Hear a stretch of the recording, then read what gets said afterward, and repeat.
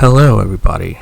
Welcome to Blue Zone Comms. Today, I'm your host, Deji and 11, joined with my good buddies at SCWRM Comms, Jova Hexion. Hello. Tio. Buonasera. And possessing Pedro is Mr. Handsome Man. Well, Jeff, it got that wrong. It's the opposite. No, Pedro. This makes sense. While you know who was possessing Handsome Man, his soul was possessing you at that point. Someone is possessed. The point is that someone is possessed. The point is, I'm actually not Pedro. I'm actually somebody else possessing Pedro's body, because. Yeah, for today's subject, what is it, Dej? Today we're here to talk about Wonder Woman 84. AKA 2020 summed up in a movie nutshell. To be fair, Jova, there were no diseases in that movie, so there's that. There kind of was, but we'll talk about that scene when we get to it. Yeah, but it's not divulged too much. So, since we're gonna talk about, give our thoughts on it, first, let's start with Pedro. Okay, this movie was a freaking baffling train wreck. I don't even understand what the hell Patty Jenkins was thinking when she wrote this. Like this is literally three movies mushed together, and they clash so hard that it's just but it is quite the. It is quite the baffling, hilarious train wreck, I can give it that. It reminds me a lot of Indigo Prophecy in that matter, in the same way that game also felt like three games mushed together. But I will say that despite being really, really terrible on a narrative viewpoint, or even on a character viewpoint, it is at the very least enjoyable just on a popcorn basis, because the action scenes are actually really good. So there's that. And the music, and Hans Zimmer's music is really good. That's actually the one thing that is actually an improvement over the first movie, the score. So there's that. Aside from, but outside of those positives, no, the movie is a freaking train wreck, and yeah, like again, it really shows. You see all of you people out there on the internet who say otherwise. This is why sometimes Kevin Feige has to fire people like Scott Derrickson or Edgar Wright or Ava DuVernay, because sometimes directors go ape shit and go out of control. This is an example of that.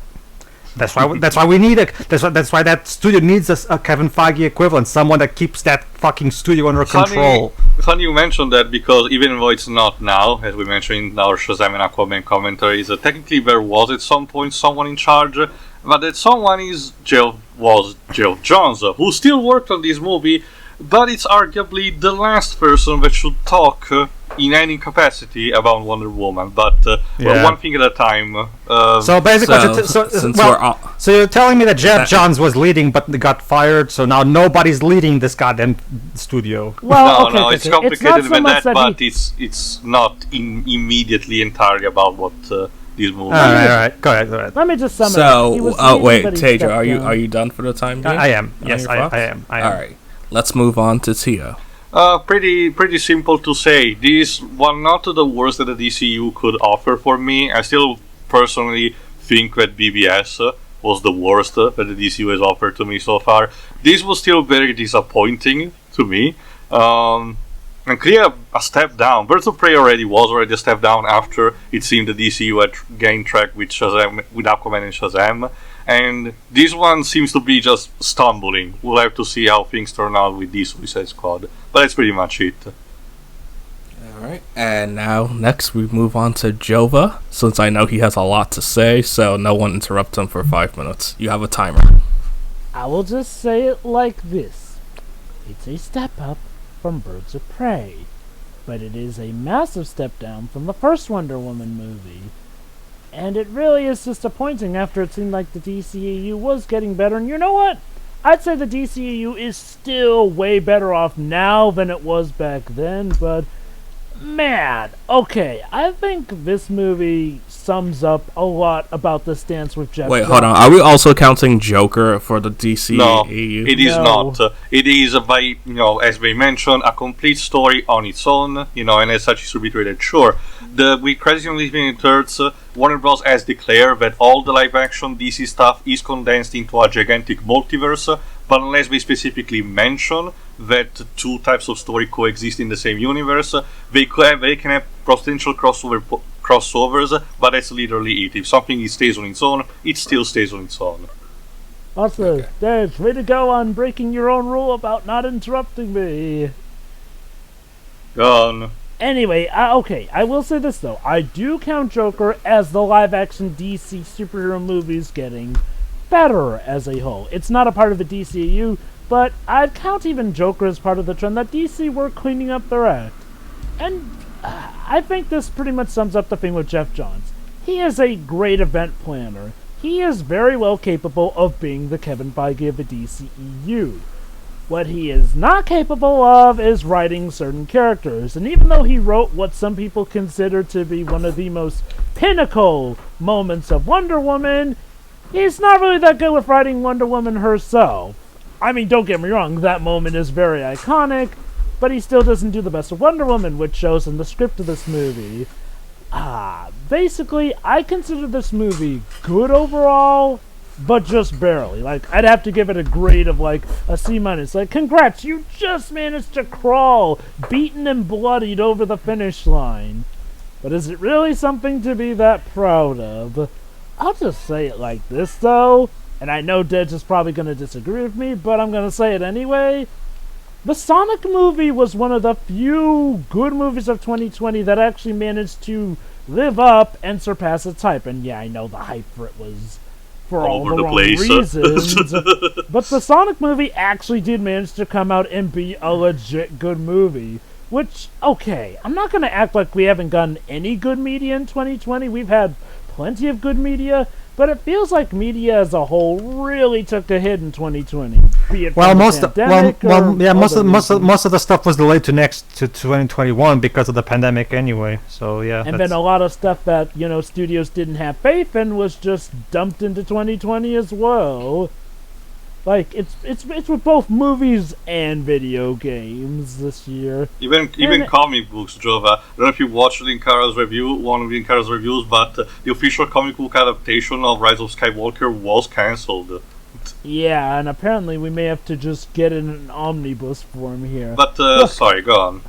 I'll just say this though, Wonder Woman feels like the opposite of the Sonic movie. Whereas with the Sonic movie, I started off with low expectations, but ended up being surprised at how good it was.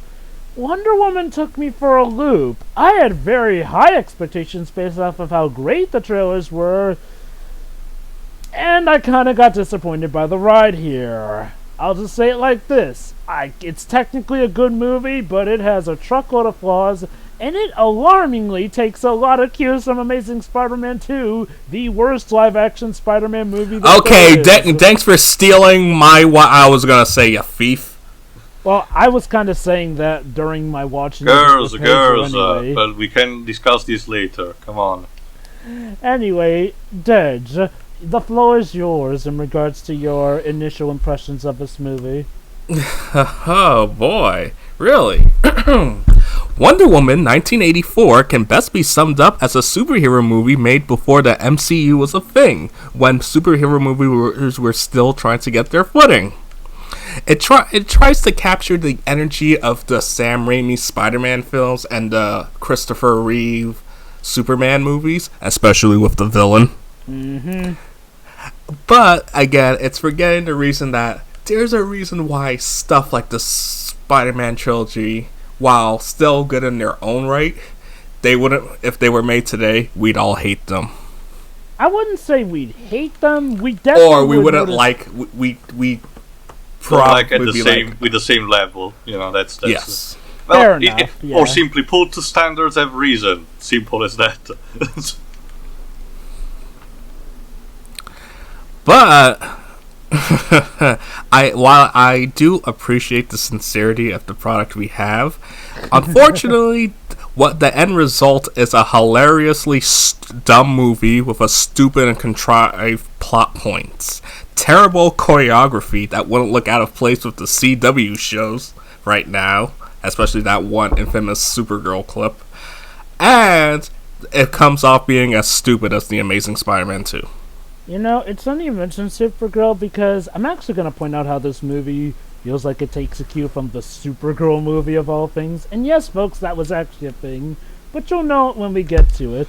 For the record, the movie actually was watched by me, Pedro, and Deji one time. Then Pedro showed it to Jova. She is not here because she doesn't want to touch the movie until very necessarily. And we simply put... She'll suffer for that. And simply put, we cannot watch it for the time being. Meaning that essentially, we'll have to wait. Essentially, we'll have to wait for those two for the actual commentary, for an opinion. But for adding something else in my regard, I watched the movie not completely blind, but almost, because I only saw one of the trailers, one of the initial ones. So basically, until a couple of days before I watched the movie, I thought that the main villain was only Cheetah, not the other main villain that we get in this movie later on.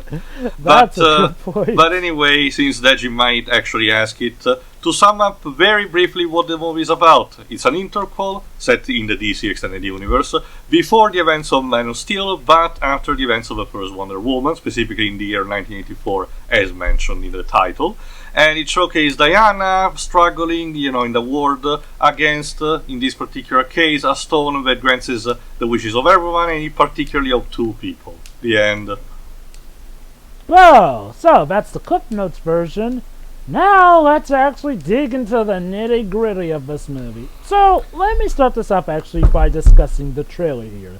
The trailer suggests a very peppy and upbeat venture here, which has Cheetah as the main villain and a side villain, Maxwell Lord, as someone who would probably come in and support Cheetah, be the brains to our brawn and operation and whatnot here and there. Basically, like Superman 2 with General Zod and Lex Luthor. Pretty much, yeah. And, it seemed like they had a bit of a Lex Luthor thing going with the other villain here and there. Which, to be fair, that is a thing in the movie.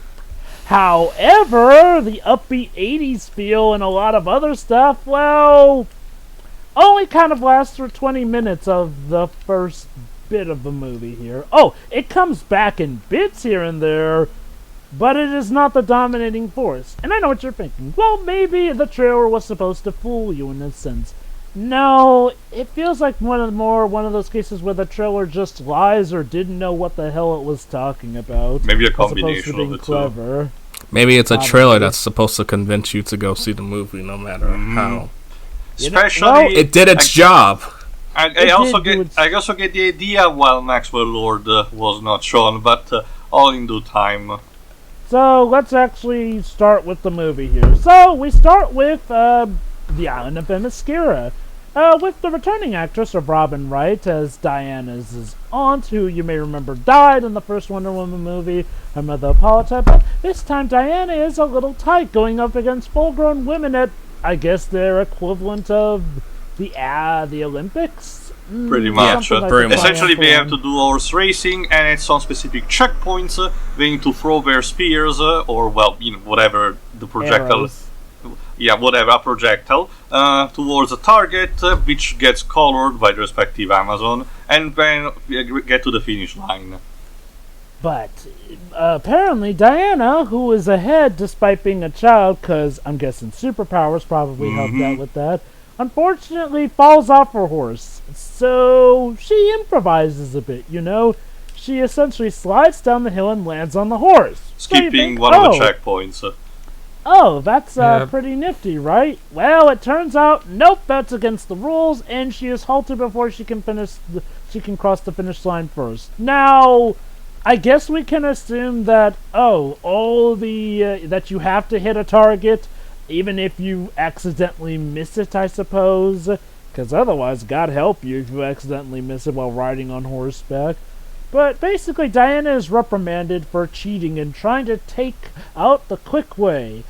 This will pretty much be a setup for the moral of Diana. Which, nice more and all. But am I the only one who thinks that it might have been a missed opportunity to also consider it as Diana also maybe showing that the Amazons need to evolve or think outside the box as well here and there? Not just that, Jova. Similar to what you just said, this also set up the fact that the movie basically, sculpt into the audience with interpretation about the movie and its morals, because with this one there are people who say, well, Diana's aunt actually did the right thing because, well, Diana cheated, technically speaking, so she needs to be taught about this lesson, and that the fact that she doesn't need to take shortcuts. There are no shortcuts in life. On the other hand, technically speaking, circumstances were against her. It's not like the other racers actually, managed to be better than her anyway. She literally just had an accent, and Diana at this point, magical girl or divine goddess or not, she was still a child and thus capable of, failing. So again, sorry, go on. I'm glad you mentioned that, because that's another running theme I noticed in this movie, is that a lot of plot points are so overcomplicated that they split people massively. This is also in tune with the Geoff Johns' idea of the character Wonder Woman, where he thinks that Wonder Woman is such an arrogant fool that needs to be toned down like the common humans, was he the one who suggested that she had trouble feeling human or what? I wouldn't be too surprised, because again, one particular comic that this story takes inspiration from is Countdown to Infinite Crisis. More on the details on that later, but to sum up, it's also, majorly worked on by Geoff Johns, and the moral of the story for the character of Wonder Woman is that she has become too arrogant and needs to be toned down, and it ends up essentially with her killing the character of Max Lord while on live television by snapping his neck, and this is incredibly a no-no. And then in the actual event of Infinite Crisis, she basically ends up being stranded on Earth with no one rooting for her, while the Amazons have to retreat forever until we return for Amazon's attack, but that's a story for another time. The point is, Geoff Johns has this idea that completely clashes against what Wonder Woman is about, and while not entirely, with seeds, traces of this behavior are present throughout the entire movie. Now, to be fair, the moment where Wonder Woman kills Max Lord is also something of an awesome moment people see, because it was Wonder Woman being pushed to her absolute limit. Max Lord was going to force Superman to do the unthinkable thing and, kill, and literally the only way to stop him was by killing him, the burden which Wonder Woman had to bear. I actually let's just resume with the plot. Let's get. Okay. But the point is Diana gets scolded, and that was just a flashback. So after that, and then we're see in the present day, or the year 1984, where you see her doing some superhero heroics, but she's still, no one knows who she is. She's still anonymous. Yeah, kind of like how. Can I talk about how that was, to me at least, the best part of the movie? Just because it literally felt like I was watching a Wonder Woman directed Richard Donner movie. It was quite the spectacle. I love how corny one of the robbers is. He goes like, no. Yeah, with the slow mo and everything. This is also okay. Story-wise, this signifies basically answer one thing that a lot of people who watched the first movie, Wonder Woman movie, mentioned, the fact that essentially Diana basically goes into not retirement, but a not incognito, and doesn't seem to help humanity until Doomsday shows up in BVS. And yet somehow she's here being a typical superhero, like in the Linda Carter show. So no. The idea is that this was done as an answer to that, by saying that yes, while she didn't reveal her presence to the world, she still had it in the background. She was like, if you ever watched Smallville, she was basically what Clark was before he fully became Superman. Yeah, so I'm about to say, am I the only one who raises an eyebrow that she just has to destroy the cameras here and there, which totally don't have any leftover footage or whatnot of her, and not just she stayed hidden to be fair, 80s, the idea that the technology was not really on point with that. I still think it's incredibly implausible that she kept doing superhero stuff, and yet nobody managed to have track records of her whatsoever. Like, seriously? Not even in a broad sessions like say a cryptid kind of way, or say, oh, who's this meet the government is not talking about that. But the point is that she basically thwarted this robbery, which surprisingly enough is important to the plot as well. It's not like a thing that was just there to establish a character, but these robbers actually did not want the cash from the jewelry they were robbing, but instead a collection of ancient treasures that they were holding on a black market in the background. Because. And amongst these were artifacts that Diana's they might be interested because she's working currently at a museum, A curative museum. And she works with this woman who happens to be a zoologist. Yeah, Doctress Pamela Isley. Oh wait, no, that's not it. Dr. Jim Carrey. No, wait, wrong one. The girl from Ghostbusters 2016. Nah, that's not fitting either.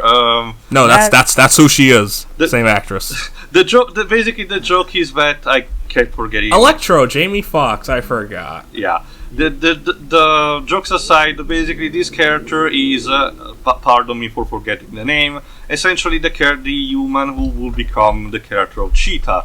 Barbara. Barbara, yeah, the name is Barbara, to simplify that. And to be fair, I really like the chemistry that they go through at this beginning sequence.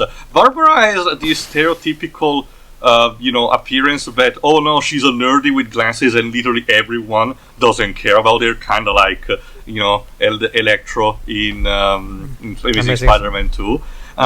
But Diana instead is the one that actually gives a shit about her, and they even have, an encounter that they go take something at a bar, talk about their problems here and there. So, okay, can I talk about this real quick? Why is this such a common trope? I don't even know. Beats the shit out of me, Deji.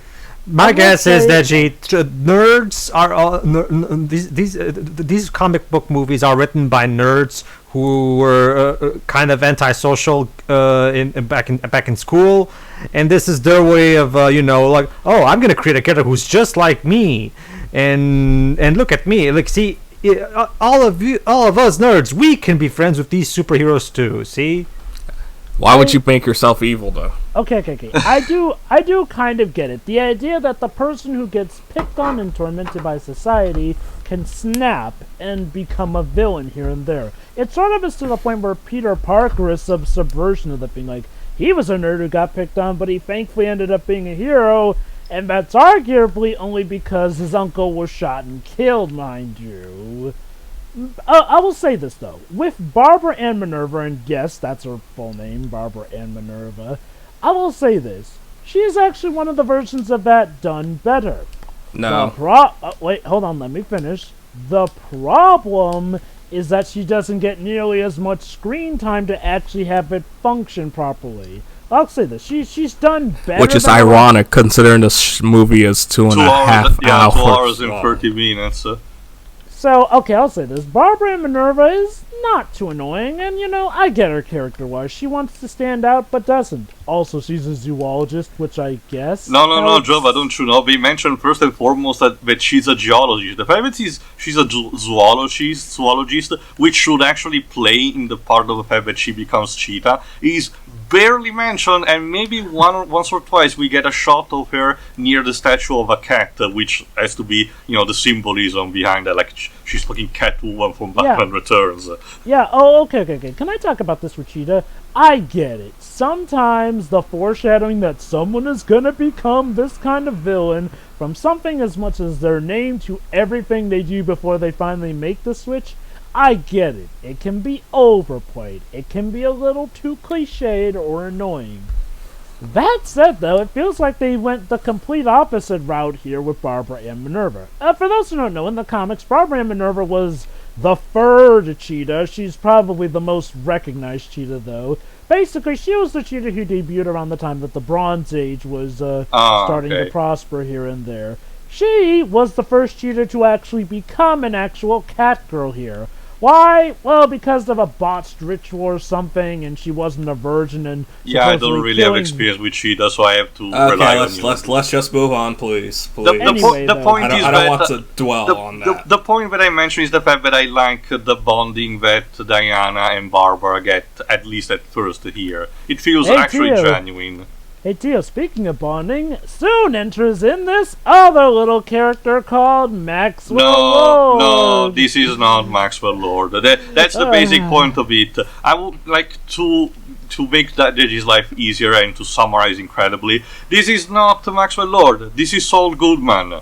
Not even joking. It's only missing the fact that he might be a lawyer. No, it's just a con man. He's basically Grunkle Stan without the charm. Maxwell Lord was a cold, calculative, manipulative bastard. Well, bastard when he became a villain, because the guy was not even supposed to be a villain until Jeff Jones arrived. But here, instead, he's Grunkle Stan without the charm. So basically, a con man that profits from the good of other people and is a complete douchebag. Have I mentioned that Jeff Johns is a fan of retcons here and there? And oh boy, does it show with this! Because this, can you imagine to you if in the comics they retcon Maxwell Lord for a third time to be Why like not? how he is in the movie? They did retcon at some point in the New 52 Catwoman's origin to be more similar to the 2003 movie. So why the fuck not? Stop. Okay, I just gotta ask for the rest. I'm still digressing. Let me just talk about Maxwell Lord real quick. Okay. From what I was told, they based them off Gene Hackman's take on Lex Luthor.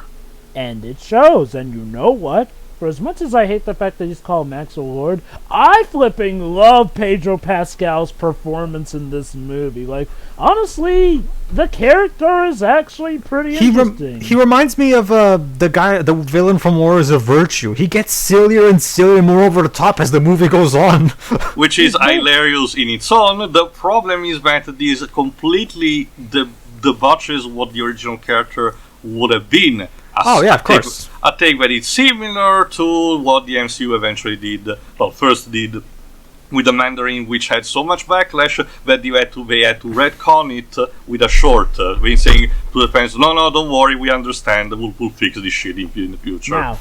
Now, I will say this. It's not as bad as the Mandarin in Iron Man 3 or Dr. Kafka in Amazing Spider-Man 2. Because, Who's Dr. Kafka? Yeah, exactly. Oh. Caleb No, from I'm Lord of the genuinely Rings. curious, but you know what? Let's move on. Yeah. Okay. Let me explain why. Maxwell Lord, even though he's called Maxwell Lord, they're not as so much in your face about it as they were with Iron Man 3, with him being the Mandarin. And I'll say this, unlike the quote-unquote Mandarin in Iron Man 3, this guy is actually a good villain. Like, whereas with Iron Man 3, even if you took away his name, he was still a sucky villain. So, calling him the Mandarin and being up in front of your face about it just made it worse. Here, though, Maxwell Lord is pretty interesting. Like we've said, he's kind of a more charismatic version of Gene Hackman's Lex Luthor, in more than one ways. That said, though, I'll admit, for the first half it did feel like Patty Jenkins was just using him to take pot shots at Donald Trump, in more ways than one. Mm-hmm. Basically, he's like we mentioned, a con man. The problem is that he has a history of failing, and his last investor basically told him that he's on his last legs. Either he found something really good in like 2 days, or he's essentially out. And he has to do that because he has a son. And, we need to pander to the American audience, so, single parent with one son, so we need to, establish that this guy is such a tragic figure. So I hate that I'm going to say this, but the fact that he's a con man and is trying to do anything he can to stay on top and be relevant really sounds like a real... it feels like a projective message of the President of the United States. Well, I just said and it gets more apparent near the end of the movie. But the point absolutely. is that he has kind of infiltrated the museum because he has heard about one of the artifacts that we got recently was a peculiar stone. It looks like a crystal encrusted on top of a small rock, so nothing too particular. But neither Diana nor Barbara had the time to actually decipher it, and until even only in a broad sense, basically. They will require more time. But instead, Maxwell Lord seems to be more interested. He seems to be knowing more about it. So essentially, that's kind of the first couple of shenanigans. If I recall correctly, the first thing set in motion is the fact that they read, in a broad sense, the term "wish" on the rock, on the gemstone, and basically jokingly, if I recall, either Barbara or Diana asked the other, "Well, what would you wish for? Something that will actually make your life better." And if I recall correctly, we cut to Barbara actually wishing to be more like Diana, because the same night that they were having, their little date, Barbara was trying to return home, but of course, like any good stories, she essentially runs into a park in the middle of the fucking night alone. In Washington, D.C., mind you, so shouldn't there be, more people Actually, there literally are other people walking around, but nobody else intervenes with an obvious creep. Maybe this is the Watchmen universe, who knows? But some people really don't care. Yeah, but the point is that she basically almost gets assaulted by this guy. I don't think it's a bum, it's just a guy. But Diana basically goes sonic speed to save her and just get home. So basically Barbara wishes to be like her, like indirectly basically saying that she wants to be stronger, more prettier and all. And of course, immediately the morning after, she discovers the classic cliche of just by removing the glasses, she's instantly hot, because Hollywood doesn't seem to have learned that to stay away from even though her basic form before, she looked like a 7 out of 10. So it's okay. I mean, look, it's Kristen Wiig, okay? Good luck trying to make that. I know look that ugly. beauty is a subjective thing, especially these days. But again, Hollywood still has this mentality of passing, people with glasses and to be the ugliest things of society. But whatever. The point is that she realizes that she gets better. She can walk on heels, unlike a thing that she tried to do one of the previous days. And if I recall correctly, around this same time, actually no. Didn't she wish this be like during the party? Okay. Sorry, my bad. I'll be quite honest. I kind of missed when Diana made her wish around. I think she did it. I think she did it. No, she did it before the party, actually, because it's at at the party. Because the stone had to be. It's at the party. Her. It's at the party. Basically, the point is that the museum is having a party and everyone is invited. But basically, Diana makes a wish again in an indirect way before doing that, and at the same party, Maxwell Lord essentially, gets near Barbara, tricks her into having sex, and they're not even waltzing around that, and in the process he steals the stone for himself. The point is that Diana instead at the party finds we keep getting a couple of other cliches of the fact that Diana gets accosted by men on her own, and she's like, "No, please, I'm not interested," multiple times, mind you. But before you get there, allow me to a little bit of a side tale. This is another thing that I also find it interesting, because it also ties into a later argument that I'm going to make, so I want to set this up. I find it interesting how, for some reason, remember, the original Wonder Woman took place during World War I. That was the major change that Alan Einberg made from it being a World War II story, which is fine. It didn't really change anything in the grand scheme of things anyway. Who cares? The point is, Steve is a man from the 1910s. So basically, and so is Diana. So basically, 1910s all the way to 1984, she's been on Earth for like all over the world. 70 years, pretty much. 70 years. You're going, and she's still looking at planes in the sky, and So you're telling me that she has not moved on. And she hasn't moved. No, I know what you're gonna say. Well, Pedro, she, as BVS told us, she's been hiding away from the rest of civilization for years until Doomsday came along. Well, not really, because you see her going to restaurants. Like, seriously.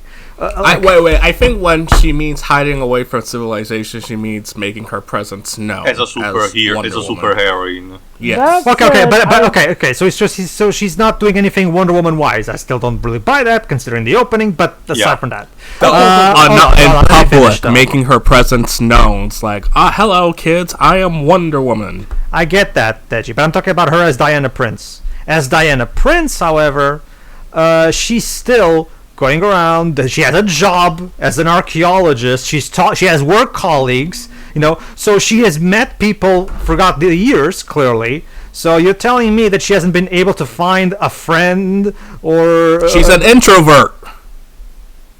She doesn't. That's not how she's written in this movie, though. Because remember, the introvert is. It's kind of. Not only that. She's considered. Not only that. Deji. She's the one that helps. What's her name again? Barbara. Get out of her. Barbara's the introvert. Diana's the one who even goes out of her way to help people and talk to us. I mean, there's a huge difference between going out of your way to help people and just. But it's not just that, Deji. But it's not just that, Deji. Because remember, wait, hear me out. Remember, Barbara's like, do you have any friends? No. Yeah, any boyfriends? No. She's like, she keeps to herself, but if someone needs help, she'll do it. Because there's a huge difference between being a social person that hangs out and just keeping to yourself, but willing to help out like a coworker or something. Okay. Regardless of that, I mean, I get it. I get it's not presented well, but that's what they were going for. I get the idea of not wanting to form another major bond. Because I get the idea that everyone else around her might wither and die, and she instead wouldn't. But I find it still pretty weird the fact that in 70 years she really hasn't moved on from the death of Steve. She really hasn't.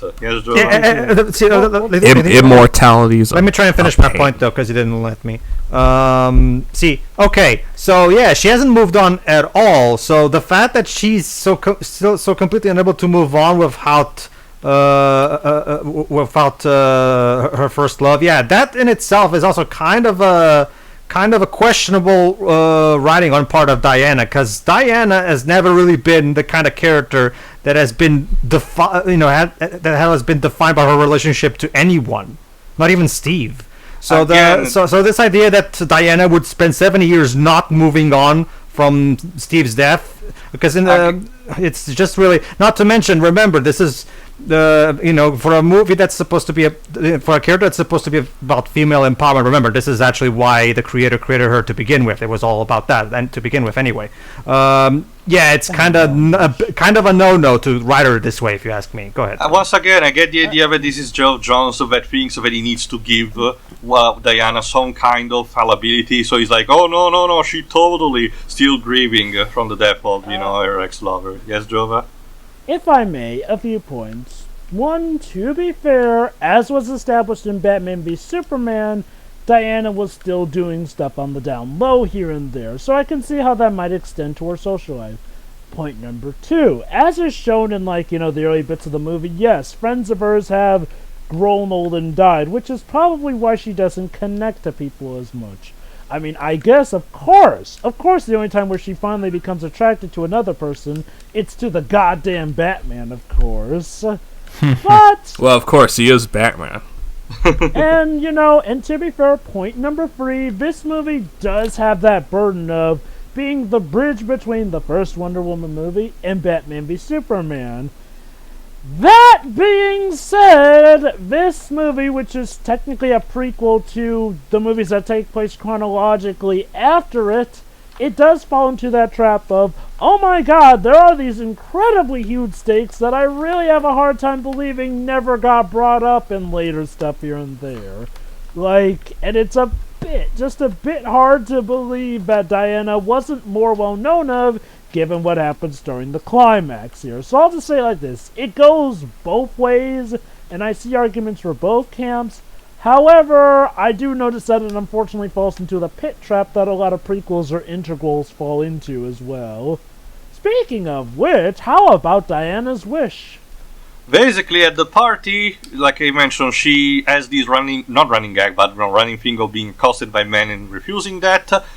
until she finds what appears to be Steve, live and kicking at the party.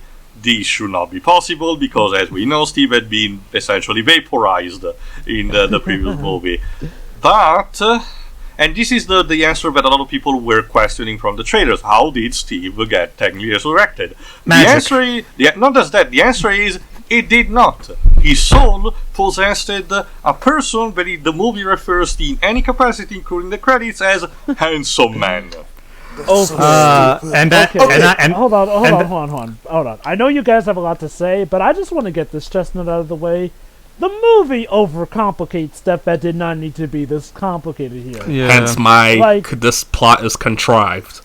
Okay, but well, that's the thing, though. It's literally magic. Just have it be that Steve himself. There is literally back. no need to be demonic possession on another person. It can literally just be a construct out of thin air. Now I will say this one thing. Actually, though. let me put it this way. I'm gonna pull it over.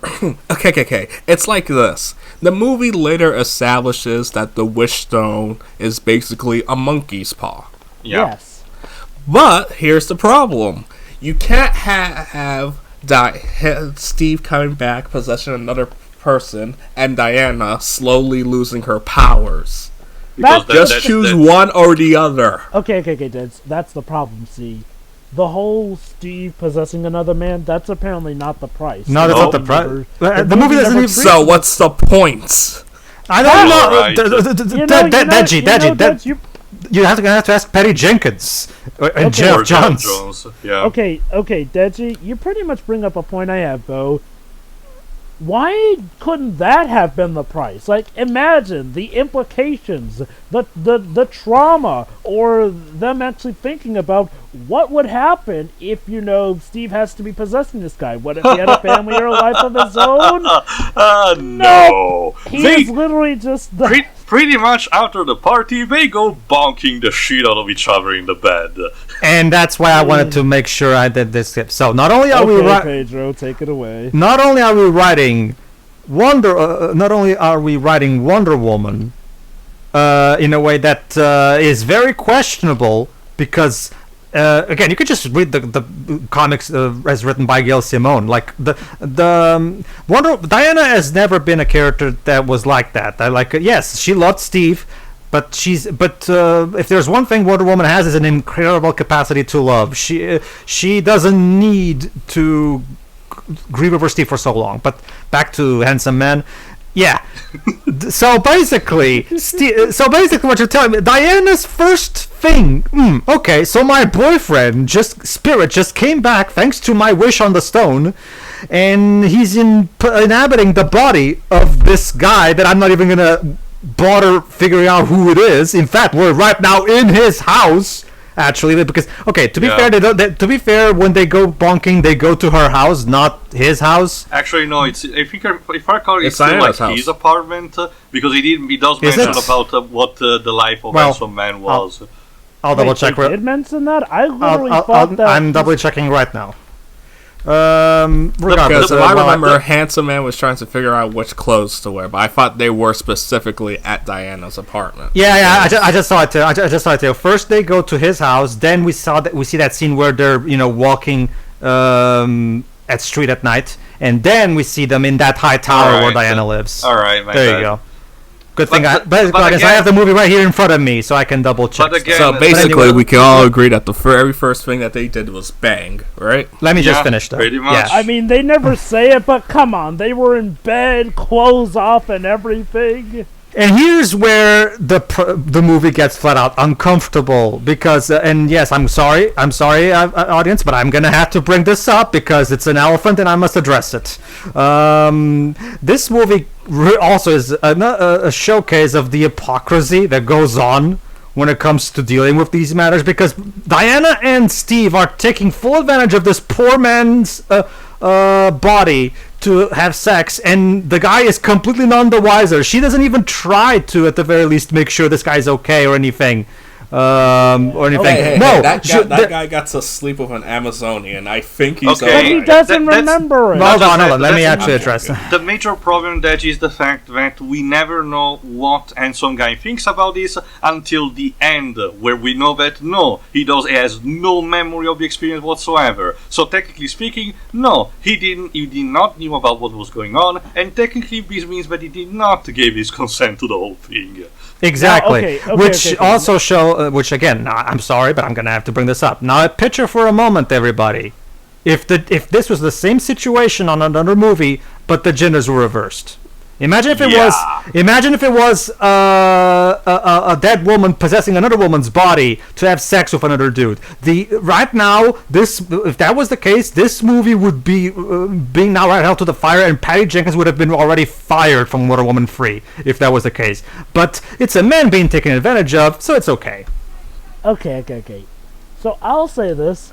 Some people do say that, oh, well, Wonder Woman didn't know that this was the case. Like, for all she knew, it was just a homunculus created for Steve to infiltrate. No, she knew. Yep. Yeah. You have to remember that what the audience Steve's, where it's technically not what everyone else is seeing, including Diana. Technically speaking, she's seeing When we handsome men. first see Steve, it's somebody else. Yeah. So technically, it's the camera shows the fact that it's Steve for convenience sake, but that's literally it. Remember, audience.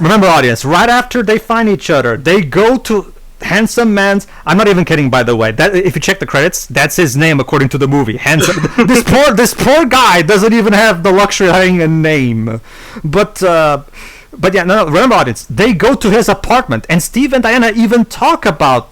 Steve even talks about his stuff in his apartment. So yeah, this is an actual, real human being that Steve is possessing. It's so fucked up. Go ahead.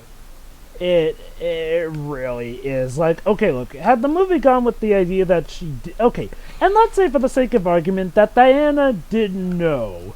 Well, in that case, that means that she would have had to have never thought about it. That said, though, the fact that the first thing she doesn't have is a look of horror when she realizes that Handsome Man actually did have a life and whatnot in the end of the film, that says quite a bit. Again, it was just too complicated for its own good.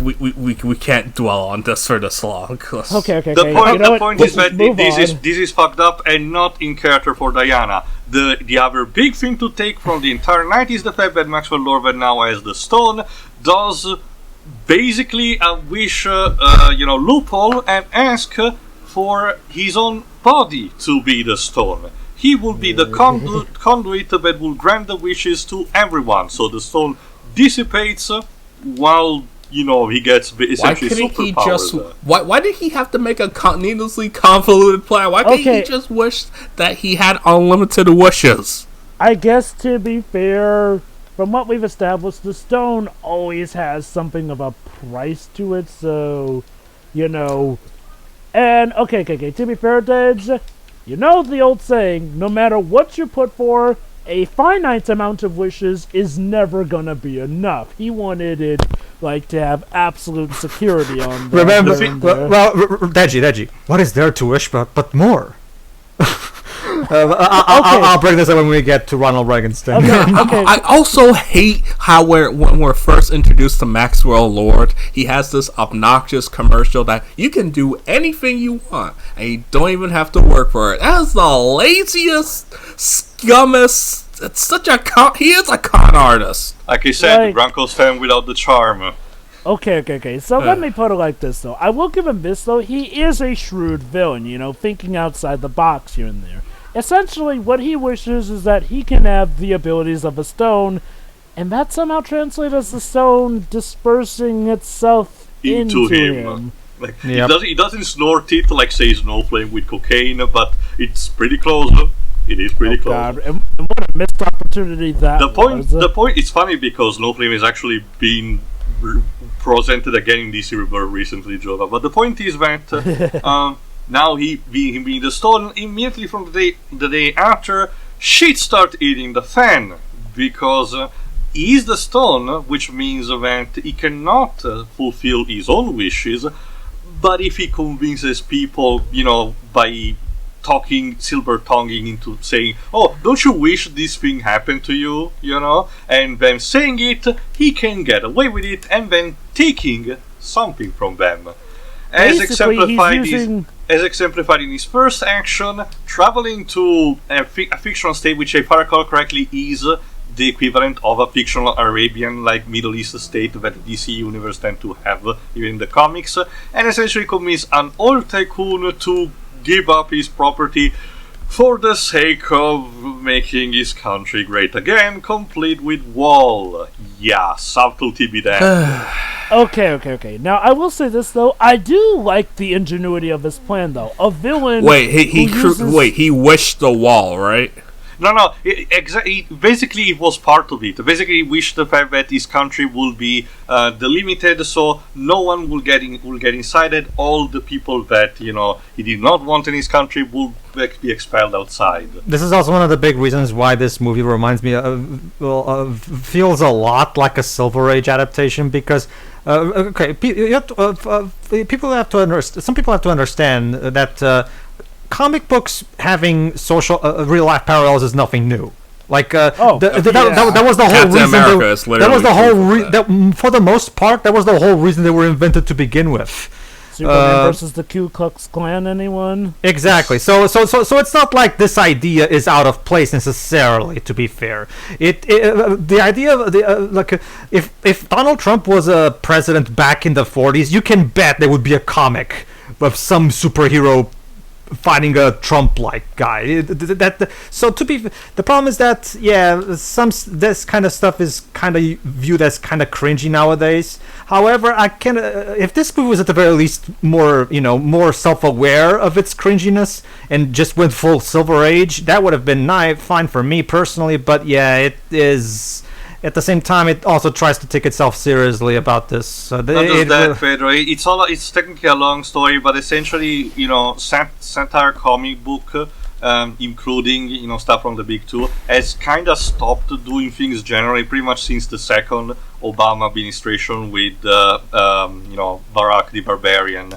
But that's still a long topic for another time. The point is that again, as soon as things happen, things start to essentially spiral down. And there's the fact that Diana, while Diana manages to understand that there are problems ahead, and she desperately tries to go after Maxwell Lord in order to try patching things up, including asking Barbara where the stone comes from and what the inscriptions might be, she's still one step behind. Case in point, where she tries to pursue him right after he goes through the old tycoon. Essentially, we get an Indiana Jones style chase sequence where poor Steve has to pilot a taxi cab drive, while Diana has Wait, did we talk about the was this before or after the invisible plane scene? Oh, I think it was in the day to the invisible. No, I think it's after. No, it's the after. invisible plane is Climax. later. It's actually after.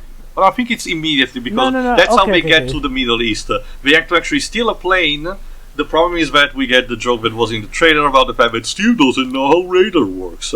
And Diana essentially says that she uses a trick that the Amazons know to make objects invisible, to make the jet invisible, which is a reference to Wonder Woman's iconic invisible plane. And that's the only time the plane comes up. I thought it was going to be shown again, but no. To be honest, Dej, as I mentioned to Pedro and you when we commented, we looked at the movie, considering how intricate, backward, and sometimes uncomfortable, the invisible plane tends to be in the comics, I'm actually glad that they kept it simple, and effective and confining it. Oh yeah, I'm glad that it wasn't needlessly convoluted, and it's actual camouflage, so you don't see Wonder Woman standing on thin air.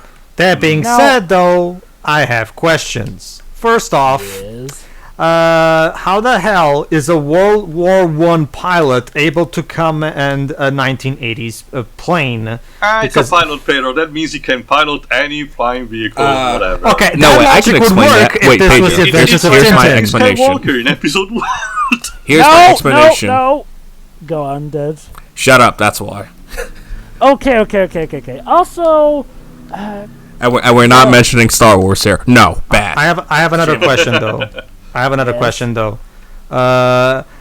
how the hell is okay? Maybe you can make an excuse for Diana, but even then, her as we now know, like her price were her power, so even that wouldn't really necessarily fly. But even then, how the hell is Steve able to be in this plane without any ear protective gear? Because these jets are loud as fuck. There's a reason why pilots have to wear helmets with. Okay. Now you're just overthinking it. I guess There are some things that you just have to. Not to mention, if I recall correctly, they still fly in a low altitude thing, so which means they're not really in danger of that kind of thing. But the point is that we also got during the jet a scene where they fly through fireworks, and I forgot who specifically. I think you, Jova, mentioned that they parallel that scene in Final Fantasy 13 where Snow and Sarah fly through the fireworks. Yeah. Jesus Christ. It's interesting because it's not as dumb, but yeah, my mind immediately went to Final Fantasy 13 when Pedro first showed me this movie. yeah, it's reminiscent of it. No, see, the thing is, Deji, the reason I have an issue with this is because the first movie, despite having supernatural elements, because superhero movie and all, it still tried to have some sense of believability. This movie completely doesn't even try. No, but I was like, why aren't they wearing gear for the planes? I was like, who cares? You've seen this type of. I think okay, Dej, allow me to make a comparison. With Wonder Woman, the first movie, they did a lot of their research to go with how stuff worked during World War One. So it feels a bit jarring that they didn't do as much research in regards to Wonder Woman 1984, a movie that literally emphasizes the point that it's made in 1984. Not to mention that it's something that could have been fixed very easily. If it was something like, it's a thing that we couldn't make it available as a prop or anything, I could understand, but no, this is something that they genuinely either forgot or passed over when we could have easily just fixed it. Mm-hmm. Okay, also a question, can Wonder Woman, literally turn anything invisible? Could she turn herself invisible? Yeah, that's why I was like... Of inanimate objects, and the idea is that since the plane is a closed habitat, they don't see even what's inside. I can sure think of a lot of cases where that would have come in handy, but I digress. The point is that, again, we're back at the chase sequence. Poor Steve has to pilot this taxi cab, while Diana has to juggle between the different trucks of the military forces that Maxwell Lord has just acquired. And this is also a good point to talk about a thing that I forgot from before. The actual fighting choreography. I actually like it. Instead Diana doesn't use her sword and shield anymore in this movie. Instead she uses exclusively, her wrist, punches and kicks and her lasso, which allows more creativity. And in this case she has to essentially try to squeeze in between trucks, sometimes literally when we try to crush her, which is also the first showcase of the fact that she's losing her powers and all. Oh yeah, that because despite the fact that her bracelets are technically technological because they are metallurgy, not divine, she still cannot deflect the bullets entirely. But to be fair, it could be just a thing of they shot in a place where she couldn't parry in time. Maybe that's the lose of power means she doesn't have the reflexes of the Amazons. The point is that she's losing her powers and she fails in the chase. You know what's sad? Some people thought that her actually getting a bullet wound was a sign that she was losing her powers, but she's not bulletproof. No, she's not. But the point is that, again, Chase failed, so they had to go back with their tail between the legs because Barbara in the meantime has found something. The closest she has found was, I think, pre-Columbian in scriptures, and their only lead is a stoner. Tio, hold on. We skipped over Barbara's start of descending into a dark path. Actually, it happens kind of later in a rushed way. No. Tio. Remember how she practically kills the guy who leered after her? That happens before that's Wonder right. Woman comes Yeah, back it's even the same identical guy. Java's right, I'm seeing it right now. Yeah. Who waits for her outside of the museum and tries again to assault her. I don't blame you for and instead that. she basically goes American History X and cracks his skull on the floor. Damn. And don't you see, the same homeless guy who was nice to her now looks at her with disgust to show that she is becoming more cold and evil. You'd think that, right, Jova? But here's the thing: they'd never really, they never really close in on his face, so we don't really know if he Not to really mention, is. it's the last time that the homeless guy appears in the movie. So That's it's probably what Patty's going for. Don't get me wrong, but in fact, here I'm about to see the shot right now. Let me just double check real quick. Yeah, right. Yeah, like they don't even see the guy. They show the hobo very far. I can even tell what facial expression is making in the shot. So okay, maybe we are jumping through plot points from this movie, like how the movie is dropping. Pretty much. That's our clever of the movie. Yes, don't you see that? This is our clever critique. We're being just as disorganized as the movie is. Like, okay. There's a reason I bring up the whole Barbara stuff, though, because here's the thing. Supposedly the price for Barbara's gaining powers now, so you think, oh, well, it's obvious she'll become more cheetah-like, because, you know, her being all cheetah-like was a penalty of her powers in the comics. Nope. The price is just that she's lost her warm and loving heart, as Diana puts it. The movie even quotes this thing verbatim. Like, where is your humanity? Diana pretty much said, what have you become? You lost your humanity. But again, it's jumping ahead. The point is that, yes, Barbara is losing her humanity. But again, her contact that she's found is a stoner, a very stereotypical stoner guy that, feels very out of place here. But to be fair, he still manages to do miraculously a job of recognizing the pre-Columbian inscriptions and tells what the artifact is.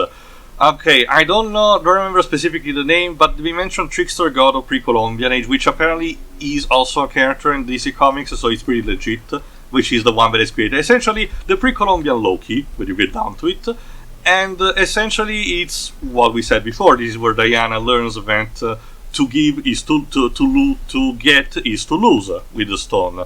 It's a monkey's paw that while you gain something, you will lose something in return, and something Kingdom Hearts. But that's basically the point also where the party split, because basically Diana and Steve want to go after Max Lord because Max Lord has told Diana that he's the stone right at the moment, so she thinks, no, we need to stop him. But Barbara is like, well, my life kinda got better, so could you please not? And when we say no, she's like, well, fine, I'm not working with you anymore. Okay. This is a point also to bring up as well here. Diana and Steve Trevor, Gal Gadot and Chris Pine, taking another cue from Amazing Spider-Man 2. The two have amazing chemistry here, but they're trying their best to make it work with a terrible script. And it really comes to a point here. It's actually Steve who points out, okay, Diana, you gotta let me go. And Diana's like, no, I can't. We'll just try and find another way. I don't care what happens to the world. It's not so much I don't care. Okay. It's not okay. To be fair, it's not so much that she doesn't care what happens to the world. She's like saying she's agreeing with Barbara that there needs to be another way. What I find weird, a better way. But the only reason why she's saying it's a better way is because she doesn't want to let go of Steve. To be fair, No, wait. Let Pedro go. To be fair, the way she words it is also very important and makes it. It's at the very least worded well on part of the writing, I will admit. Yeah. She says, and I quote, "No, hold on, Barbara's right. We don't know entirely everything about how this works, so there might be a different way." So the way that she words it in that scene is actually fair enough. But at the same time, you can still tell that the main reason she's saying it is because, again, she doesn't want to give up. She wants the D. And she herself says, like, I've been saving humanity for years. Like, why can't I just have this one thing? I give, but I never get anything. And the sad thing is that if it wasn't for their comfortable tone, I would actually agree, because Diana's, Diana ends to showcase the fact that her life, the movie kind of showcased the fact that Diana's life is unhappy, for lack of a better term. So you'd think that when she gets a bit of happiness, she will deserve to keep it. The problem is that this clashes with the fact that she's technically not banging Steve, but another guy with his soul inside, Jack inside it. Also, by the way, Barbara, she's like, I don't want to destroy Steve because she's in love with him, even though the guy literally just was taking advantage of her. And she was too blind to see it because nobody noticed her except for him. Also, before I point out another issue here, can I just point out this? Gee, Diana, for someone who has supposedly been doing their great job trying to keep their identity secret, you suddenly seem A-okay with blabbing about blatant stuff like destroying the stone, or, stuff that Wonder Woman or a superhero would do right in front of Barbara. Well, Barbara she can trust Barbara, right? Nothing bad will happen. That's the thing, though, Deds. Later on, she has the goal to act surprised that Barbara finds out that she's Wonder Woman. Even though it seemed like she didn't care. I still don't understand why the hell she even brings Barbara along to Cairo with her. Why exactly? Because she needed to find the source, and the guy that could provide the source for the thing was friends with Barbara. Hold on, I don't think the source was in Cairo. I think the source was back it was back in Washington, D.C. In Washington. Yeah, but to be fair, again, it was Barbara's contact, so she needed to see him as well. But now, let me point out an issue I have with the scene here. Am I the one who finds it weird that Steve, the product of her wish, was the one telling her that she has to let him go? Okay, I know it's never stated, but wouldn't an interesting thing be if the wishes themselves were so enticing that you felt like you wanted to stay? Imagine, what if it was Steve instead saying that, oh, no, you should totally keep me because it's a part of the wish, trying to tempt Diana. I actually wondered, Joe, if at some point there were some potential rewrites, and at some point part of the script was that Steve was instead basically a figment of Diana's imagination. Well, that would have just been we do have confirmation of that, Joe. This movie was originally supposed to come out last year, 2019. However, it was delayed, and there were reshoots. So yeah, there were definitely rewrites. But whatever. Moving on. Now Maxwell Lord's life should be happy. He has everything that he wanted, money, fame, and everything, right? Nope. His office is constantly, invaded by people who want wishes, and he finds out that the thing that he has to give in order to grant him wishes is basically his own life energy, because he constantly bleeds, which is something akin a bit to what the powers that he has in the comics work, just not in the same way. Which goes into another thing as well. What's Maxwell Lord beyond plan? How does Maxwell Lord deal with the fact that he's been essentially deteriorating? He essentially finds a way to get to the White House. Oh, wait. Wait, can we also talk about the Middle East thing with the infamous line that is going around on Twitter? I need you to give me the stone. How Gail just sounds so enthusiastic with that. I actually haven't noticed that. Okay, I get the feeling that she herself wasn't entirely on board with this script, which is sad because Gal Gadot is so fantastic in the role. The point still is the fact that, again, Max's brilliant plan is also in order to make sure that his son has a better life, because his son actually came in the office and he was like, you can wish for whatever you want, and his son wasted his wish on the fact that I want to have the same the same happiness that you have. Well, that's the thing. First he wishes that his dad would love him, but then he stops him and then convinces him to wish for his greatness, whatever that means. But again, anyway, Max's brilliant plan is to convince basically having a chain of reaction of convincing people to get into the fucking White House, get to the President of the United States, which is pretty much of a satire towards Ronald Reagan, and essentially the Star Wars program and everything, and essentially convince Max to become not the president directly, but essentially giving the equivalent in terms of military power. Just in convenient timing, the president was discussing about something in order to a satellite network that could be used to hijack the TVC of the entire world, and Max says perfect, he wants to be put in charge of that. So again, what is still the deal with that? His gist of it is that he will arrive to that island, start broadcasting to everyone, and make sure that they get wishes so he can get their life essence in return. Because also, apparently, let's keep in mind that this takes place in the year 1984, and this was during the Cold War. So when he goes, the Cold War was about to end in 1984. Okay. Yeah, but it's like just remember. Wait, we talked about him in the White House, right? Yes. Yeah, All right, just so that, but when hold on. he talks- I actually wanted something to say about that, though. what Theo said. But because, as we all know, transmitting to the entire world is the same thing as touching the entire world population, right? Apparently, that's what they like. And I have to this because this is one of the big laugh elements, because not just because of the way it's written, but because of the way the actor delivers the line. But basically, Pedro Pascal touches the president's hands and he goes, "What do you wish for the most, President? What do you wish for the most?" And he literally. Right. And he literally says, and I quote, "What is there to wish for but more nuclear weapons?" Like, okay. Hey, Mr. President, it's not like you couldn't have wished for world peace or the end of the war or something like, okay. It's not as on the nose or terrible as Matthew Vaughn's Kingsman 2 was, but man, does it feel like it's from a similar vein. It felt like a line from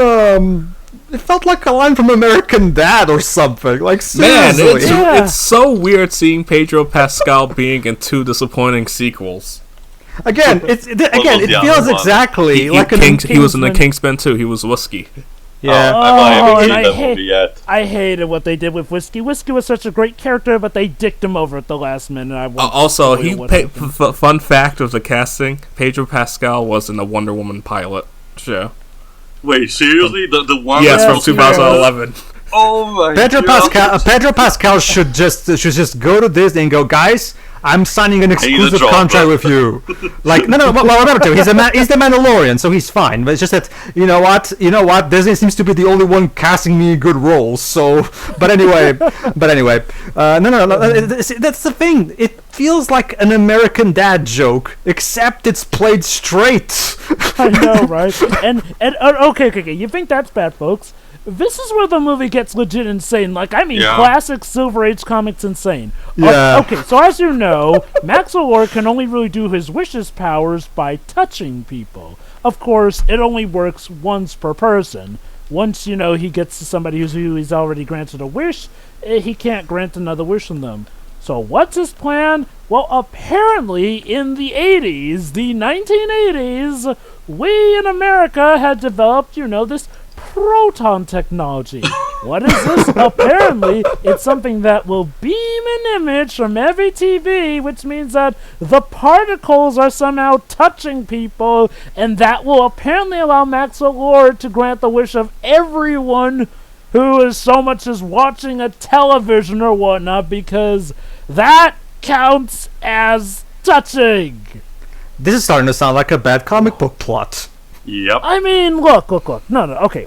It's not necessarily terrible. The Silver Age comics did have a certain rhyme and reason to them. And don't get me wrong, even with crazy stuff, we still had serious stuff going on in the Silver Age, like the death of Gwen Stacy. That said, mind you, this is the same movie that has had some very, very, very, very, very Bronze Age kinds of stuff going on in here. And mind you, this technology goes the fudge out of nowhere. Again, it's a poor attempt to replicate the climax of Countdown to Infinite Crisis, where basically Maxwell Lord hijacks Brother Eye and starts to use it to broadcast to the entire world in order to essentially brainwash the people of the entire world. Here's the thing. Brother Eye made more sense because, it was made by Batman. Of course. And Brother Eye was, Brother Eye was a lot more advanced technology. Mind you, this is still in the 80s, and okay, maybe if some super genius worked on it, but no, this is regular government technology. Yeah. Apparently, we, the Americans, had the ability to win the war all this time if we just used it to convince Russia. Thanks to satellites. Yeah, if we just used it to convince Russia, oh, hey, we're using our particle technology now. Could you please stop the Cold War, please? Spasiba. But since we jumped on ahead, let's get back a bit. The moment that Maxwell Lord tries to escape the White House on the helicopter, Diana basically intercepts him while he's still there. And this is where we get, again, another extensive chase sequence, this time on foot, where both Steve and Diana try to kick ass. But this is stopped once Barbara arrives and essentially declares that she's not Diana's friendship with Diana has ended. Now Maxwell is my best friend. Hi guys, I'm still in this movie. That's what it felt like, because I kid you not, she comes back a half an hour before the end of the movie. Not just that. How did she even know where he was? And that's also too. Not just that. Now you think, oh, this is the point where she becomes Cheetah, right? Nope. No. She has an entire fight sequence against Diana in the White House while still in her human form. And to give credit, she does actually keep up, because Diana is depowered, while Barbara is actually having the same type of power of an Amazon. So that makes sense. It's just the fact that she's still in her human form. But again, but she's wearing a fur coat, Tio. That totally is makes her quite a deal.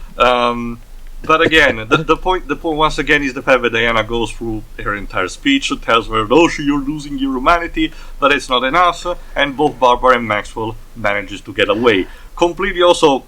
Minor nitpick, right at the end of the fight, when things seem to have calmed down, Steve tries to go for an extra punch but gets blasted away. Like again, another parallel to Final Fantasy XIII, the times where Snow tries to charge in guns blazing towards a barrier and falls flat on his face. Weird.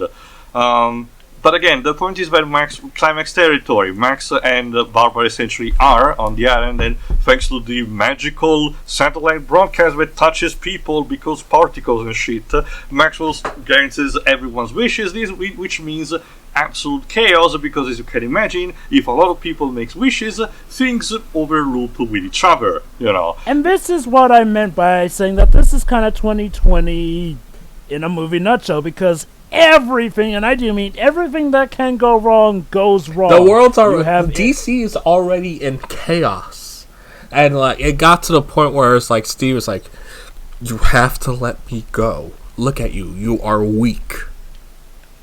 And you can't move around. You can barely move." The big question that I had instead in the meantime was like, what the fuck was happening in Gotham at the time?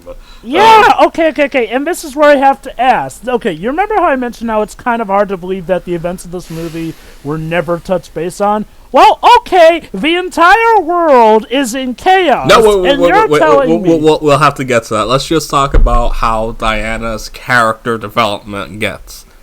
Okay, yeah. She renounces her wish. And which is literally just as easy as saying that she renounces her wish. Yeah, you literally have to say it, and that's it. She runs, and then she learns how to fly. Not just that. That's the last shot that we see of Steve's actor. We never see him for the rest of the movie. Again, no, not just that. Allow me to mention something.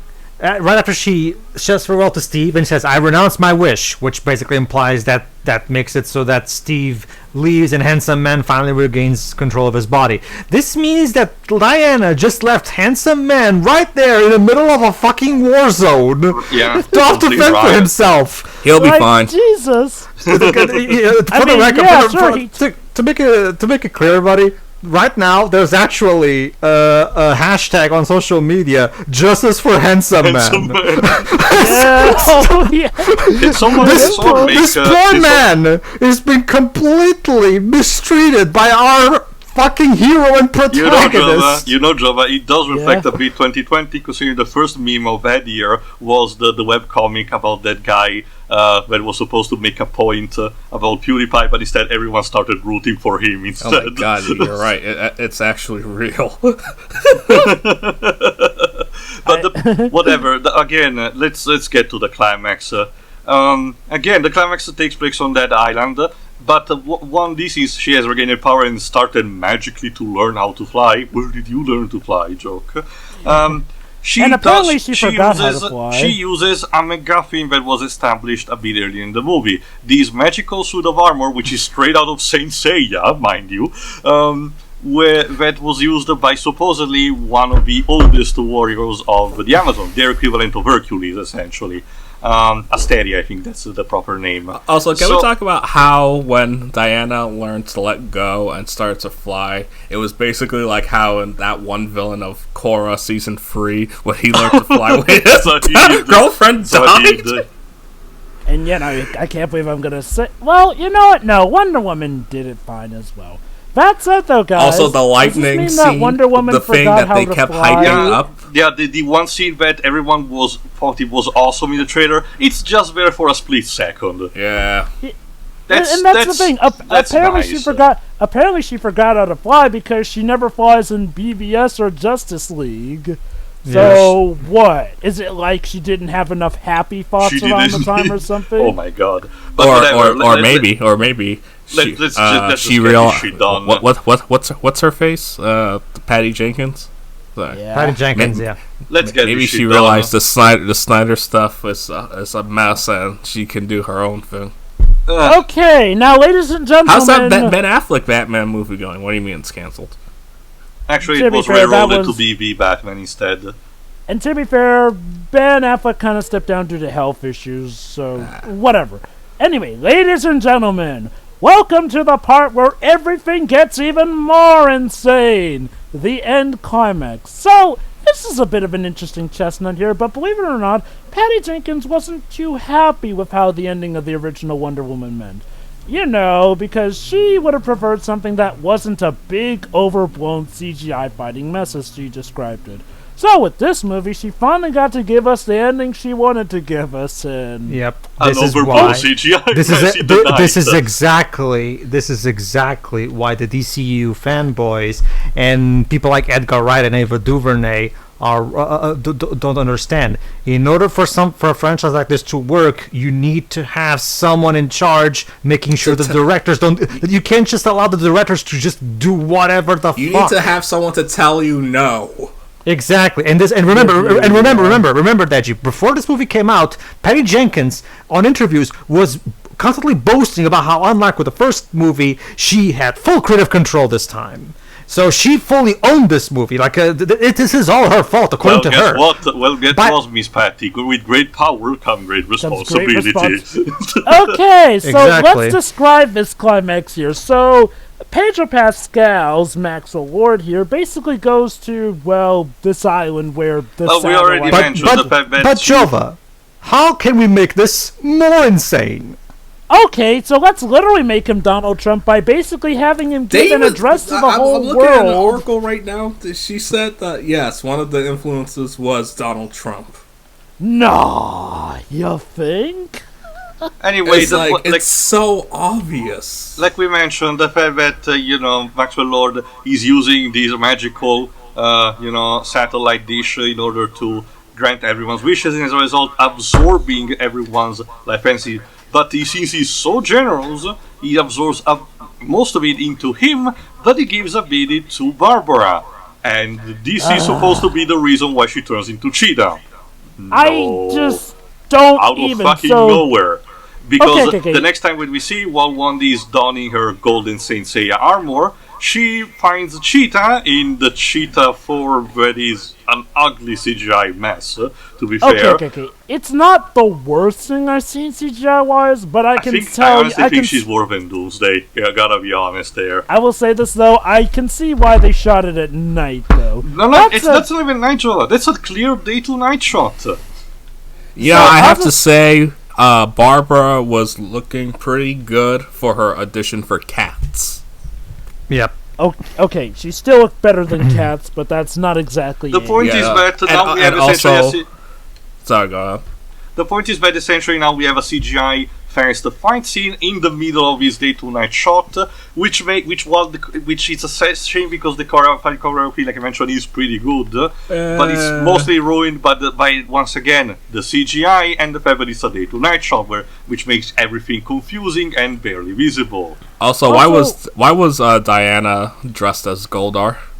Okay, so like I know it's the armor, but it's like she looks like the child of Gordar and Scorpina. Dej, you really need to read or watch Saint Seiya. That shit has been done since the 80s as well. Yeah. Okay. No, I know. It's just the design. It looks more Goldar-like. You're like, oh. Once again, Sagittarius armor. That's almost literally it. But whatever. The point is that even the way the fight ends is weird, because they seem to be evenly matched for the most part. There is a bit at the beginning where Cheetah starts slashing. It seems that Diana keep parrying it, but it doesn't work, so she goes on the attack. But then the fight essentially ends when, during the climax, essentially they cut away a cable of high tension electricity, and this eventually falls into the water. Diana makes a desperate attempt on saying to Cheetah to save herself. She does not, and essentially the cable gets into the water and only Cheetah gets electrocuted. Even though Diana is wearing freaking metal golden armor but in best thing about water. that doesn't even kill her. She just gets on the shore of that little pond panting, and that's it. That's Not over. just that. Cheetah's Not done. just that, Teo. Hey, kids. Here's a question. What happens if you drop a toaster that's on a bathtub? Simple. Try in your house now. Not just that, you get fucking electrocuted. Like seriously, that water is one of the, if not the best electricity conductor ever. Both of them should have been completely electrified up the ass. And not Fried only like that, fishes. and again, not only that, Diana's wearing a metal golden armor. That's a very good conductor. So she's wearing a superconductor, while in water, a great conductor. No. You know what? You know, Jova. There's a perfect explanation. She's literally wearing. Wasn't it? No. She's literally wearing the ancient Amazonians call plot armor. Pretty So much.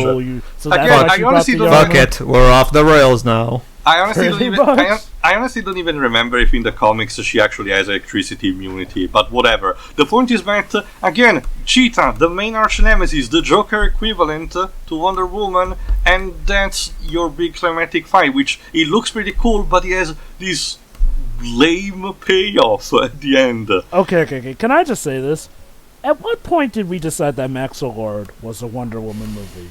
Nay, a Wonder Woman. I'm sorry. Villain, At what you point mean? did we decide that Maxwell Lord was a Wonder Woman? Because villain? Jeff Johns, ever since Countdown to Infinite Crisis, yeah boy, always wanted to double down on the fact that Maxwell Lord now is a villain and has to be as a grudge against Wandy for snapping his neck. Which you would think was the thing until we get to the actual end. Because, oh, guess what, folks? It gets even crazier here. So, while Maxwell Lord is giving his address to the whole world and gaining more and more He gets power, doxed. he also starts taking off his clothes for some reason. Power. Q something. careless whisper No, from no, George no. Michael. Jova, you missed that other bit though. But right before he does that though, there's that Oh, bit. yeah. There's that bit where he literally talks to everybody and talks about, please wish your things. There's people wishing for $1 million. There's an Arab wishing for nuclear weapons again.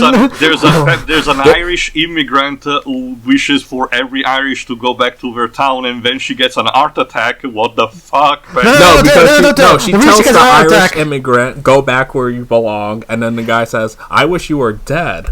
And No, I wish then she would she drop dies. that. That's what she says. I wish she Yeah. would drop that, and she literally drops that right there and then. Don't Seriously, worry, don't worry. the movie starts to become borderline Frank Miller in terms of uncomfortable. So Don't worry, guys. It'll all be fixed so long as you say you renounce your wish. Which somehow people. Well, we'll get to that in a bit. And all while this is going on, Pedro Pascal is laughing mad. and once again, completely detached from whatever Maxwell Lord was supposed to be. But whatever, Wandy finally reaches him, but I guess because he's imbued by the life force of the entire planet, he basically is invulnerable. Wandy cannot even touch him with the lasso or anything. So essentially she has to convince him by words, and only by the end we find out that she had managed to snack in the lasso of truth to his ankle, which essentially allows him to say what his heart really wants, to be with his son, and which basically convinces him to renounce at his wish, which causes a chain reaction that basically demolishes every other wish and makes things go back to what we were before he could get the stone, and everyone forgets about everything. Okay, so can we talk Except- about Diana's speech? I honestly Because- don't remember it. How The she's world talking was about beautiful, both- but just as it was. The truth is beautiful, Deji. Can't you see? Okay. It's okay. literally a Joe Biden campaign. Okay. I'll just say this also. I actually do appreciate that Diana did not snap Maxwell Lord's neck, because honestly, when I first saw I the will agree scene, on that. I was dreading that this was gonna happen. I'm like, oh no, they're gonna do that as well. But thankfully, no, the movie actually restrains for doing that.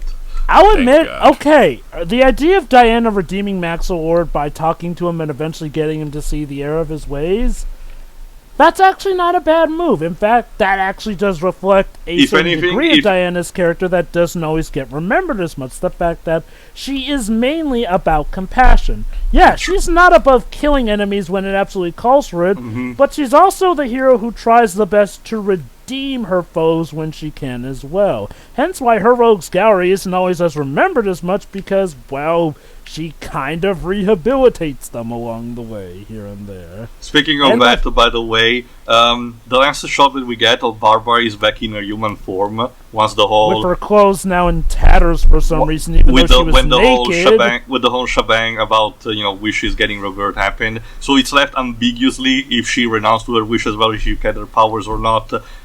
Only time will tell, essentially, because even in interviews, Patty Jenkins and others have specifically stated they wanted to left it ambiguous. Translation: they want to make her part of that team that Lex Luthor is getting on at the end of Justice League that we'll never see. So here's the thing: Patty Jenkins said that she left her fate ambiguous because apparently she has plans for her.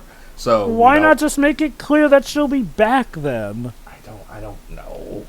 It's like, well, I am happy that I was able to resolve Maxwell Lord's dilemma. I was like, oh my god. They could have spent the stinger after the credits on Cheetah, showcasing much like the Aquaman movie did for Black Manta. Just saying. Also, they throw in Maxwell Lord's backstory of being abused by dad and being bullied at the last minute. Not just that. In the comics, Maxwell Lord is purely strictly American. Normally, no real things attached. In this movie, he's the son of Italian immigrant. It's pretty much obvious, and he had an abusive childhood, and he was never loved by his parents because apparently he's Rorschach now. How sad, guys! The guy who could have potentially have doomed all of Earth had a bad childhood. And sorry. Okay, now I know we talk about the wishes supposedly being reverted, like some of the missiles, while being fired in midair, just immediately disappear. Everything just pops. But there's nothing to suggest that people forget it. Because actually, yes, they do. Because again, the major thing about it is that much like at the end of one particular event, I forgot if it was the one after Blackest Night, the world forgets that Maxwell Lord existed. Yep. Essentially. And he gets away with it scot-free. Completely. Wait, hold on. Okay, I must have missed it where they said that people forgot about the events in this movie. Well, think about it as well, Jova. Nobody is not referenced at all in the future of the events of the DCU. Apparently, Jova. I think that's just bad writing. That's the thing. That's the thing. Yeah. I'm guessing again. This is probably what Patty Jenkins intended. As in, the reason they don't reference this in BVS is because it wasn't written before. Maxwell Lord, well, that too, but supposedly the movie's justification is Maxwell Lord renouncing his wish reverses everything back, and that's why nobody remembers this. It all goes back to before. Here's the problem. When we see him running to his son in that incredibly overdramatic cliche scene, you can still see some stuff. There's wreckage everywhere. That's the thing. The whole world is still wrecked, so there's no way they could have just gone, hey, why all of a sudden is my house wrecked? Don't worry, Joe. LexCorp will fix this. The entire world somehow forgetting everything that happened despite all the damage and rubble being there? Seriously? But whatever. Let's wrap this up, please. Okay. But this also comes back to another point. Diana, while she does do super heroics, doesn't seem to do basic heroics like, taking Maxwell Lord to jail. No. Like, she doesn't empower to search where he is. Now look, I do like that they actually did redeem him. I can buy that he was redeemable. That said, though, I think just you the do global scale of the whole thing. Yeah, like, okay, and look, he got lucky that nobody died because of that, or at least nobody that we know of died, really, because of that. But don't you think maybe he should deserve a little bit of jail time at least? Just saying. Okay, now, I will say this, though. If they are setting it up so that, he'll end up actually being good Maxwell, or like, the comics originally intended him to be, and, years later he'll, like, help fund the Justice League or something. Like, maybe that's what they're setting it up for, so they got to have their cake and eat it. It's just... Okay, look, I appreciate that it feels like it was done better than when Wonder Woman had to snap Maxwell Lord's neck. That said, he's a Karma Houdini. Yeah. Everyone's a Karma Houdini in this movie. Yeah, And Barbara, Diana, technically Steve specifically, and Maxwell Lord. Everyone gets away with this. It's a happy ending for everybody. Truly, the American spirit of modern days. I guess Barbara's stranded on that island or something. So No, there's she probably that. will get back. But the point, anyway, that's again final scene. Essentially, everything is hunky dory. Diana reflects on her life and the fact that once again she will try to be more supportive to the world. She's at a fair, I think. She sees handsome man who doesn't remember anything. They talked a bit and say some bullshit about the meaning of life or something, how truth is beautiful, like you mentioned. I'm sorry, guys. I seem to have just woken up here. Are we in the middle of a commentary? It feels like I've been away for a while now. Don't worry, nothing happened. But again, we do that. Why do I feel so dirty right now? Get a shower. But again, there's that. Diana looks with a hopeful expression to whatever the future will be. Cut to credits. The stinger is only a fan service cameo of the actress who played Wonder Woman in Linda the Hall. original. Yeah, as Asteria, because once I again, mean, that's fair. I actually really like it's that. fair. It's fair. Linda but Carter, easy- my apologies. But like I said, we could have go the Aquaman round and use the stinger to tell more about Cheetah instead. Like the cameos like that need to be earned, and I don't think this movie did. Oh, it doesn't earn that cameo at all. But it's still but it's still nice to see. If I was gonna cast Asteria in the DCU, that's probably who I would cast, because who better than Linda Carter, the original Wonder Woman. It's like if we get a Batman Beyond movie, we'll get Kevin Conroy to play old Bruce. Mm-hmm. But anyway, that's pretty much it. Done. So, final thoughts. Oh boy! Like I said, you know what, T.O.? You go first. Might as well, because I want to be concise as well. This, like I said, it's a mess and it's super disappointing. I can only hope that with the Suicide Squad things will get better, but we'll see. Only time will tell. The things that I actually liked to be positive about the movie are Gal Gadot in the role, the score, which Hans Zimmer goes for a more epic vibe towards it, but we still include Wonder Woman's traditional theme that premiered in BBS. And the fight choreography and the fact that she uses more lasso. The end. Next. Pedro. This movie is a complete failure, a complete train wreck, all that stuff, for all the reasons we've already discussed. That being said, much like Indigo Prophecy, I can't help but be fascinated by how absolutely hilarious of a train wreck it is. It is so insane, and this feels like David Cage wrote this. It's quite astonishing. But don't you see, Pedro? I decided that Diana is such a strong female character. Well, the problem is, the way... So, guys, which is creepier? Wonder Woman making out with mystery handsome guy here, or the protagonist making out with a woman even though he's dead in Indigo Prophecy, so kinda necrophilia. This because at least with that game, at least it's still consensual, It's pretty easy on that, but go on, Pedro. Yeah, it really is. How the hell did this fucking movie get made? You see, everybody. This is why when you have a long-running franchise that needs to have some kind of consistency for the sake of believable world building, you don't allow directors to just go all out. It's like with Tim Burton when he got a little too much creative control with Batman Returns. Exactly. You need to have somebody managing this crap. Otherwise, it doesn't work. Seriously. That's the main reason why the Sonic Boom franchise failed, because nobody was making sure things were consistent. In one game, Amy was a archaeologist. In another game, she wasn't. Again, find someone to be in charge of these things when you make these things, the entertainment industry.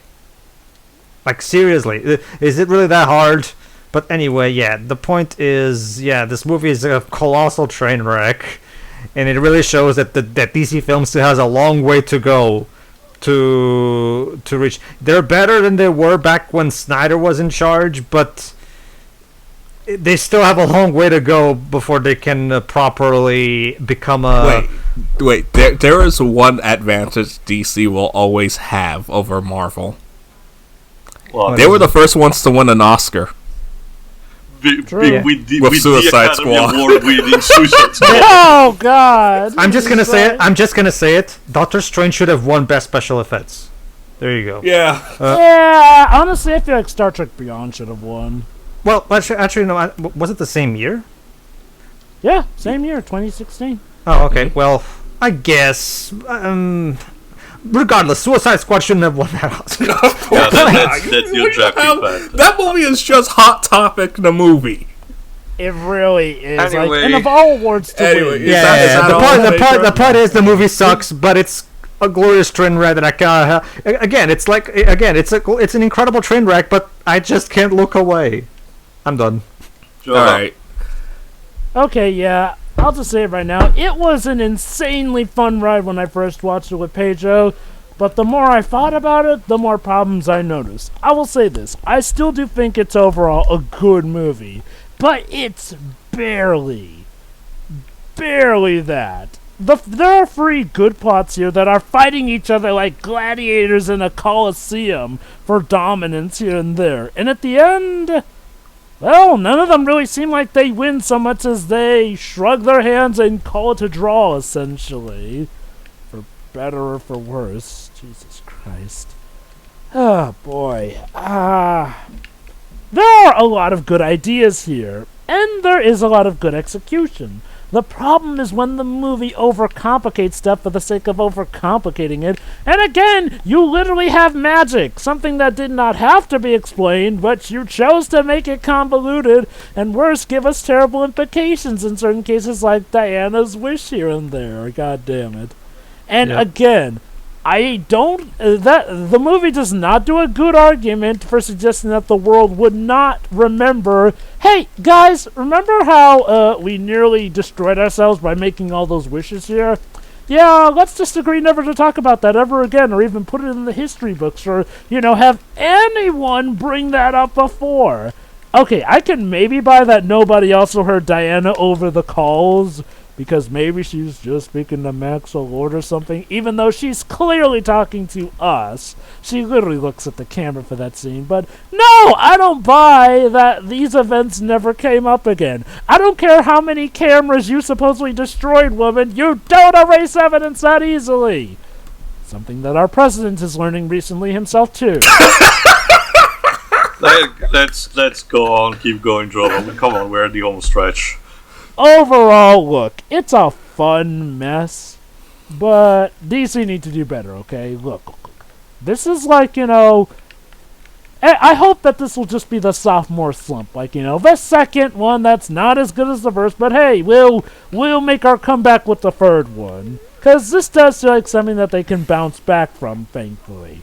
They had 3 successes in a row: Wonder Woman, Aquaman, and Shazam. But now they had 2 failures in a row. So And Joker. I also consider count Joker as well. Okay. I'm gonna count Joker as well. I was talking about the DCU specifically because Joker Shazam is an its own elseworld separate story. thing, though. Actually, Is it? Not no, really. no, Actually, no, Shazam no, is part. Shazam is part of it, actually. Yeah. But Yeah. but sure, no. In DC films in general, they had Joker as well. I was talking specifically about the DCU because remember, Joker is an Elseworld story in the same way that the Killing Joke was an Elseworld story. Look, for as much problems as we may have with him, I do feel like the moment Jeff Johns stepped down, he wasn't fired, he just stepped down as the leader of the DCU. That's when things got chaotic again. Which Not is to mention- weird. Sorry, go on.